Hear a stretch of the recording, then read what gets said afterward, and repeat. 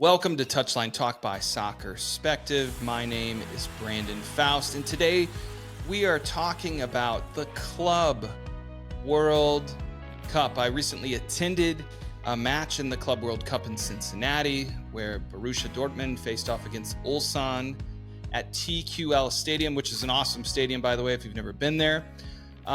Really interesting. There's a lot of chatter around this Club World Cup. A lot of controversy around this Club World Cup. Lots of controversy on the temperatures that the matches are being played at.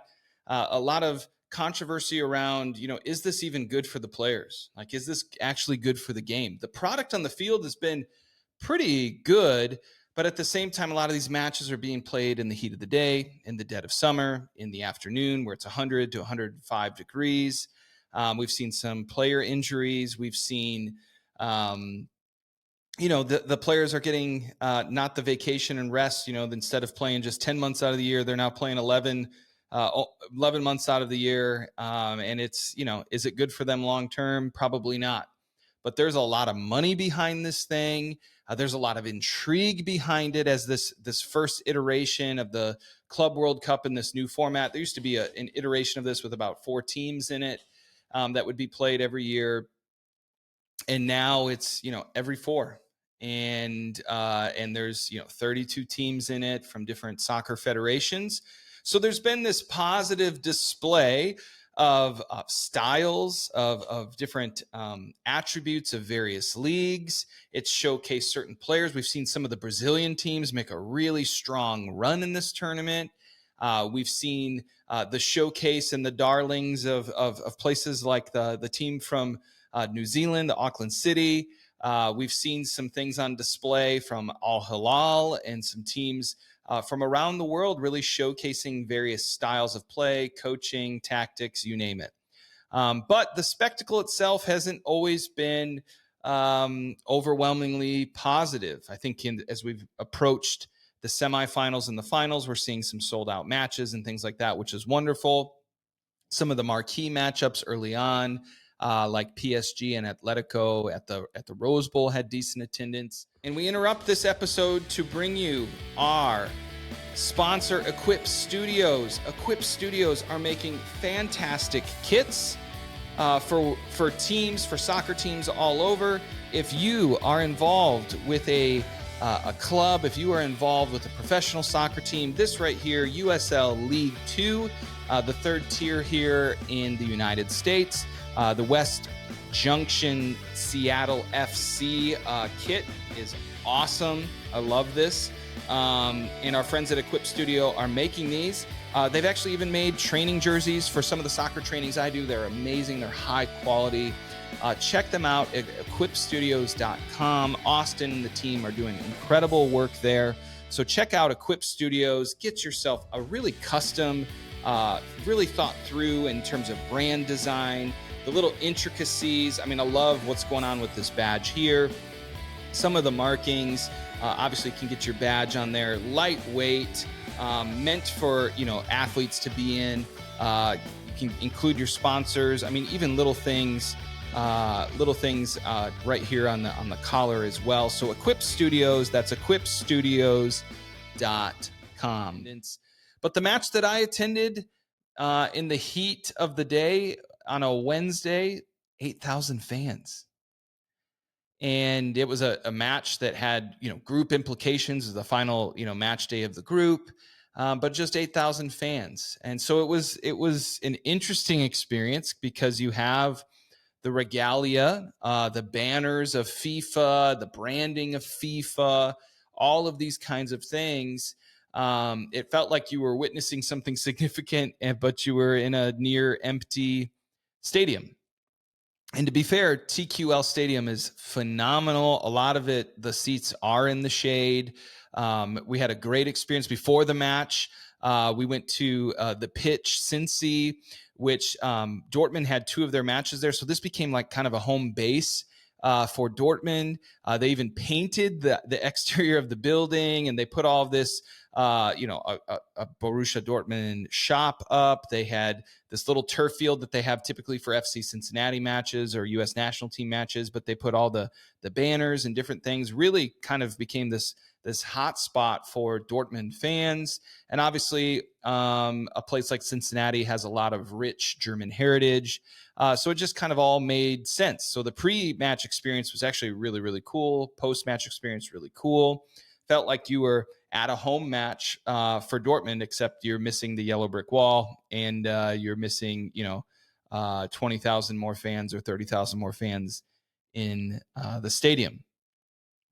This version of the Club World Cup, as exciting as it is for fans, it does feel a little bit manufactured, and I think there's a great, when it comes to the world of football, when it comes to soccer, there's this idea that we associate value to things like the Champions League, right? Everyone takes that seriously. Everyone pays attention to that. And there's a prestige to that, where it feels like this Club World Cup, some of the rules and qualifiers for some of the teams were very clear, and others it felt like they were just kind of shoehorned into the tournament. And I will say credit to the players for taking it seriously. Obviously, the clubs are taking it seriously that have qualified, because there's a lot of money at stake. By the end of this, over $125 million to the winner, which is a significant amount of money for signings, for things for the club. And so really interesting is PSG and Chelsea at the time of recording are getting ready for the final.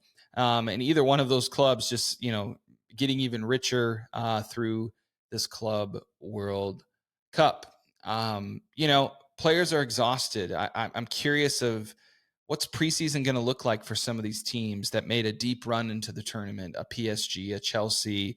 PSG obviously played very late into the season because they won the Champions League final. And the time to recover, right? The time to be healthy for the next season, as well as the fact that they're human beings and have families, although, very well compensated for what they do. In the match that I went to, you could see the heat was visible. I mean, after 25, 30 minutes, there was one part of the field that was shaded, and you could see players anytime that the ball is played out, trying to find that shade, as it was incredibly hot. One of the gifts for us as a fan is TQL has a bar that kind of goes underneath the stadium, kind of at field level. There's a little bar that you can go into, and it was like chilled at like 65 degrees Fahrenheit. It was phenomenal. About a 40-degree difference between in there and being in your seats. So here's the tension. Man, it's a pretty good watch on TV, but what's going to happen to the game here? What's going to happen to the injury of risk? Some of the surfaces that they're being played on, I think, are even exposing that some of these stadiums are going to be used for the World Cup in 2026. And some of the grass that they're bringing in for some of these stadiums just doesn't have time to acclimate, especially in this heat. And you can just see some of the grass being torn up as well. I would just say this about the Club World Cup. It feels like a replacement or a compromise for what was, attempted to be done back in 2020, 2021 with the Super League idea, right? A closed system, trying to replace essentially what Champions League was doing, where teams can't get relegated, seeing these top big expensive clubs competing at a high level, and thankfully, obviously, that didn't happen. But I feel like this was Johnny Infantino's way of getting what he wanted, of getting some sort of bigger spectacle. And there are some elements of it that are really fascinating. There are some elements of it that are really, really cool. The execution of those ideas, right, with the schedule for the players, with international matches in the midst of the summer as well, with things like player rest and recovery, quality stadiums, and having it in a place in America, even as an American, we're Americans aren't going to show up for random matches in the middle of the day in Cincinnati or or Atlanta or Charlotte that aren't, absolute marquee matchups. And so it is interesting because I've watched over the years, from going to Manchester United, Liverpool, friendly matches here in the States to Manchester United versus Real Madrid, you name it, and those selling out, to see that there's competitive matches happening in the U.S. At this caliber is amazing. I'll be curious the next iteration of when this is hosted, say in a country like Brazil or in Germany, how fans engage with it, what that looks like. The U.S. can just be so complicated to navigate. It's such a big land mass to get from one match to another, and so it'll be interesting to see where this is headed and where things are going. So, yeah, the Club World Cup. I think we all, at most soccer purists, would say, "What is this, and why is this happening?" But as the tournament has gone on, the players are seemingly taking it seriously. There's a quality to it. But at the same time, the realities of what does this promote as we get moving forward. So, what do you think? What are your thoughts on this Club World Cup? What do you want to see change with it? Is 32 teams enough? Do you want to see 64 teams? Do you want to see 48 teams? Do you want to see less teams? Should it just go straight to knockout rounds? Was the group stage too much? Was it too much of an exercise? What do you want to see? What should be the qualifiers to get into this tournament? Obviously, there's some obvious ones: winning the Champions League, winning the Copa Libertadores, winning, Serie A. Like, what is this mathematical equation that gets it right and provides representation throughout the world? It is a fun display of different styles of play, different teams, the showcase of players. I'm curious to see which players might get, that big transfer move like we used to see previously and continue to see in the regular World Cup and international football. But what's that going to look like when the dust is settled of this Club World Cup? Will the rich just get richer, or could we see some teams make a run deep into the next Club World Cup that really changes and transforms that club's trajectory? So love to hear your thoughts on the Club World Cup. Did you like it? Did you not like it? Did you watch it? Did you not watch it?